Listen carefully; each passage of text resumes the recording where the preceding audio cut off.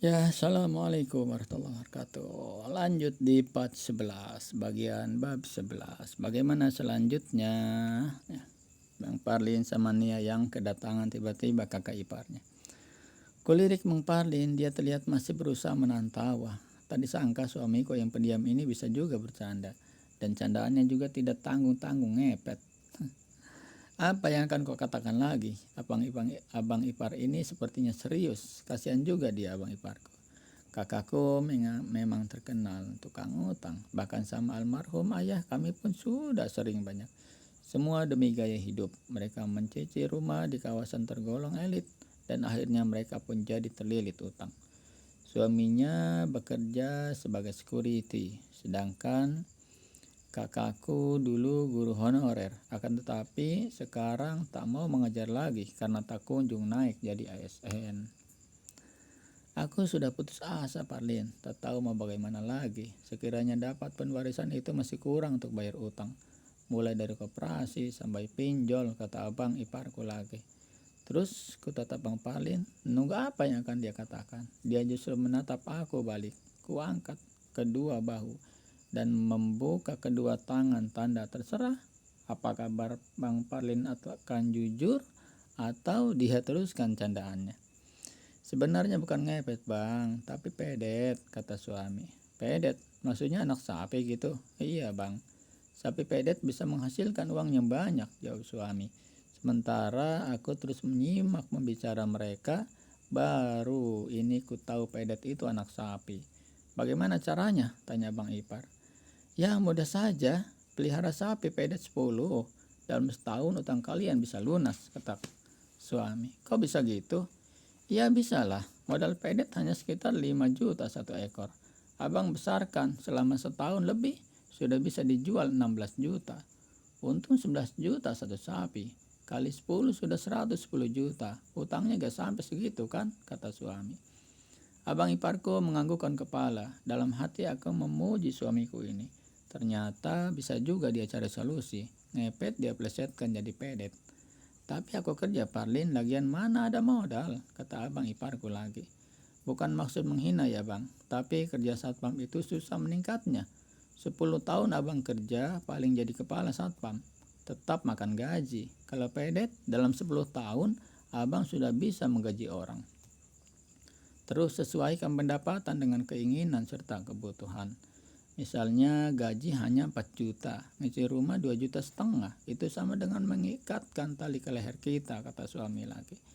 Dan aku kembali manggut-manggut. Tak kusangka pria jadul ini bisa bicara seperti ini. Orang desa yang biasa bergelut dengan rumput tiba-tiba jadi penasehat. Tapi sudah terlanjur di kredit 7 tahun lagi lunas, kata abang ipar. Jual saja, uangnya bayar utang semua. Sisanya untuk pedet. Soalannya aku bisa cari, kata suami.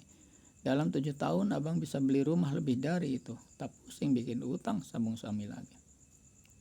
Terima kasih Parlin, sungguh pembicaraan ini membuka mataku. Jujur aku sudah tersiksa kerja satpam ini, mikirin utangnya menggunung, kata abang ipar seraya menyelami suamiku. Setelah abang itu pulang, ku tatap suami dengan pandangan penuh selidik. Entah kerasukannya suamiku ini tiba-tiba bisa jadi motivator hebat. Apa tengok-tengok dek, ini masih Bang Palindungan Siregar kan, kataku seraya mendekatkan wajah ke wajahnya. Bukan, ini Adi Bakri suaminya Nia Ramadhani, kata suami seraya menaik turunkan alisnya. Abang bikin adik gemes aja, kataku seraya mencubit kedua pipinya. Kami habiskan malam dengan canda dan tawa. Aku jadi lupa akan kesedihanku yang baru ditinggal ayah. Teringat pesan terakhir almarhum ayah. Beliau bilang supaya kami rukun. Jangan saling iri. Akan tetapi tampaknya ini berat. Saudara tentu saja akan iri bila tahu suamiku seorang miliarder. Dari semua saudara aku hanya cocok dengan Ria. Adik perempuanku. Hanya dia yang mau bela aku bila dipojokkan saudara yang lain. Keesokan harinya kami ke rumah orang tua setelah sebelumnya mencairkan uang 300 juta untuk membayar rumah tersebut. Ada acara tahlilan ketiga malam harinya, tentu saja kami akan masak. Ketika kami sedang sibuk di dapur, kakakku datang. Suaminya tidak ikut. Dia terlambat mungkin, akan tetapi begitu datang, bukannya membantu malah marah-marah pada Bang Parlin. "Hei Parlin, kau apakan suamiku? Kau yang nganggur kau ajak orang nganggur. Gara-gara kau gak mau dia kerja lagi. Dia sudah mengajukan surat pengunduran diri," kata kakakku. "Gak ada ku apain kak, dia minta diajari pedet," jawab suami. "Pedet apaan itu?" Kakak ipar, istri dari abang tertua ikut bicara. "Saudaranya ngepet, cara jitu dapat uang," aku yang menjawab. Para saudaraku tampak bingung. Kakakku menarik tanganku menjauh dari orang ramai. "Nia, abangmu seketika berubah, dia tak mau bekerja. Rumah pun mau dijual over kredit, mau pindah ke kampung katanya.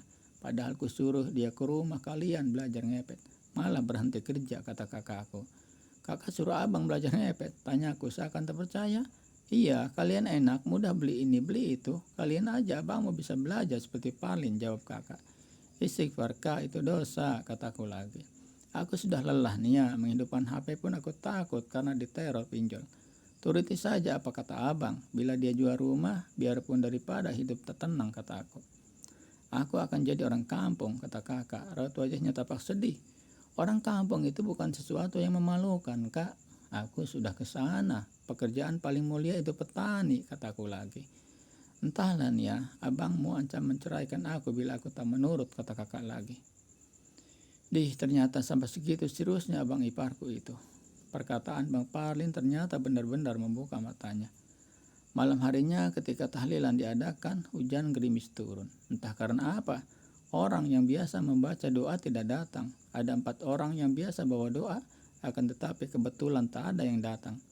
Para tamu saling suruh, tak ada yang baca doa. Lalu seorang pria berkata, "Usai kita tak ada yang datang, jadi untuk baca doa sebaiknya tuan rumah saja," kata pria itu.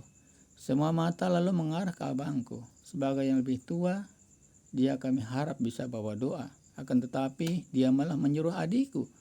Adikku menyuruh adiknya lagi. Tak ada ternyata keluargaku yang bisa baca doa. Dan malunya kami. Akan tetapi suami menyelamatkan muka kami. Dia raih mikrofon lalu mulai bicara, mulai baca doa. Ya Allah, ternyata suamiku bisa.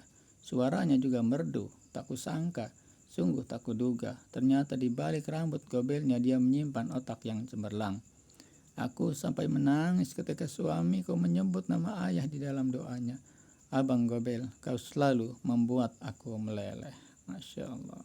Suami jadul tetapi luar biasa keren ya. Mudah-mudahan ya mendapatkan mengharapkan suami-suami yang tentunya ya bisa memberikan hal-hal yang baik, yang positif. Terharu sekali bacanya. Ya, selanjutnya kita akan baca di bagian berikutnya. Assalamualaikum warahmatullahi wabarakatuh. Dan tetap terus dipantengin terus channel Dibacain ini. Assalamualaikum warahmatullahi wabarakatuh.